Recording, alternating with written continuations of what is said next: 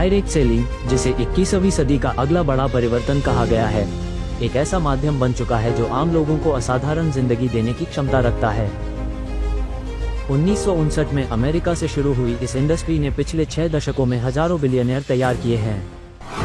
हालांकि शुरुआत में इसे संदेह की निगाहों से देखा गया, लेकिन धीरे धीरे इसने दुनिया भर में अपनी ताकत साबित की है। अमेरिका के 42वें राष्ट्रपति बिल क्लिंटन ने इस मॉडल को 21वीं सदी के लिए सबसे उपयुक्त अवसर कहा।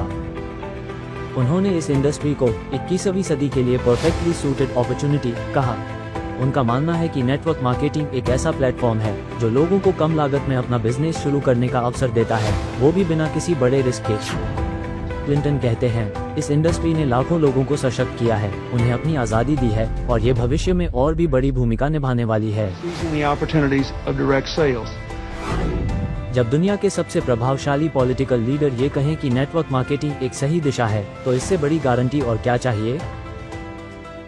डोनाल्ड ट्रंप, अमेरिका के राष्ट्रपति, खुद इस व्यापार से जुड़े रहे हैं और इसे पूरी तरह समर्थन देते हैं। जिनकी पहचान एक सफल रियल एस्टेट मुगल और इंटरनेशनल ब्रांड के रूप में रही है, उन्होंने नेटवर्क मार्केटिंग को एक अद्भुत अवसर कहा।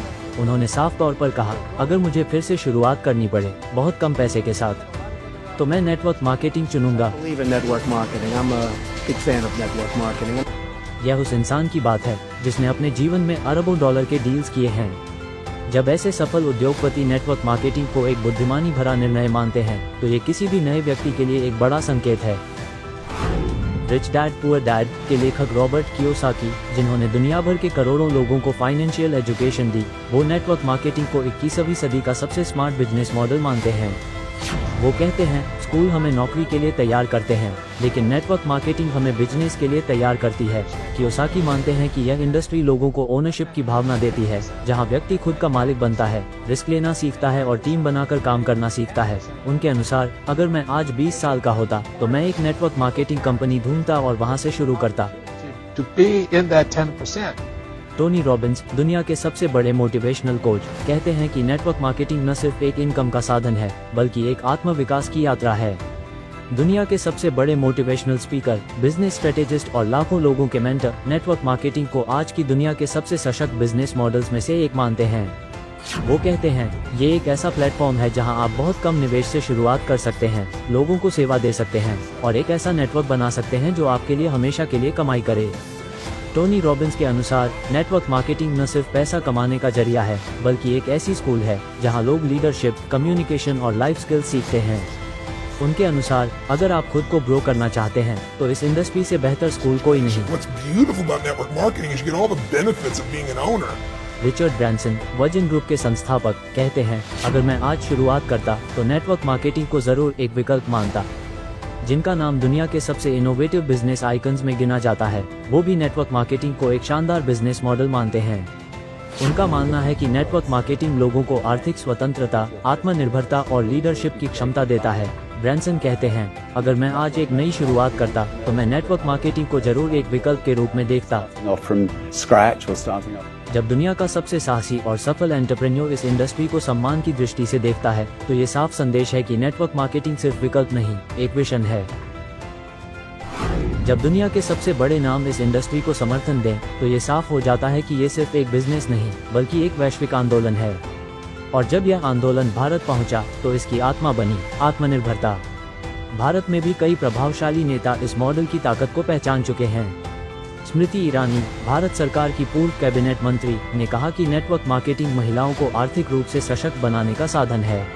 देश को बताना है कि डायरेक्ट सेलिंग में पूरे देश में 2 करोड़ महिलाएं सम्मिलित हैं। ये वो फोर्स है, वो ताकत है जिस पर आज तक किसी की नजर नहीं पड़ी। इस ताकत की आवाज को पहुंचाना है देश के हर कोने में। रामविलास पासवान, पूर्व केंद्रीय मंत्री, इसे 21वीं सदी का व्यवसाय मानते थे, जो बिना जोखिम के आम आदमी को अवसर देता है। मैं मानता हूं कि डायरेक्ट सेलिंग का तरीका जनता के बीच लोकप्रिय हो चुका है और कंज्यूमर्स इस बात से प्रसन्न होता है कि इंटरनेशनल कंपनियों द्वारा विदेश में बनी वस्तुएं उन्हें घर बैठे उचित दर पर मिल जाता है। रेखा गुप्ता, मौजूदा दिल्ली की मुख्यमंत्री, इसे महिलाओं की उन्नति का माध्यम मानती हैं। डायरेक्ट सेलिंग एक कहीं ना कहीं भारत जैसे देश की पृष्ठभूमि में महिलाओं के लिए बहुत बड़ी अपॉर्चुनिटी है। पीयूष गोयल, केंद्र सरकार के वरिष्ठ मंत्री, इस उद्योग को आत्मनिर्भर भारत का आधार मानते हैं।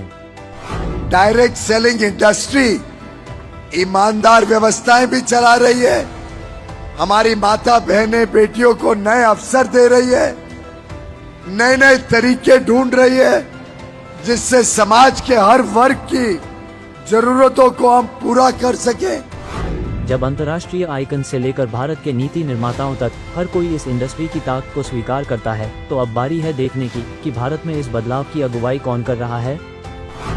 RCM एक ऐसा नाम जिसने डायरेक्ट सेलिंग के प्रोफेशन को अभियान बना दिया। इसने लाखों लोगों को रोजगार, पहचान और सम्मान दिया है। और जब यह आवाज देश में गूंजने लगी तो कई मशहूर हस्तियों ने भी इसका समर्थन किया। अमिताभ बच्चन, एक आवाज जिसने सच्चाई को जिया, कहते हैं, RCM के परिवार अब मेरा परिवार भी है।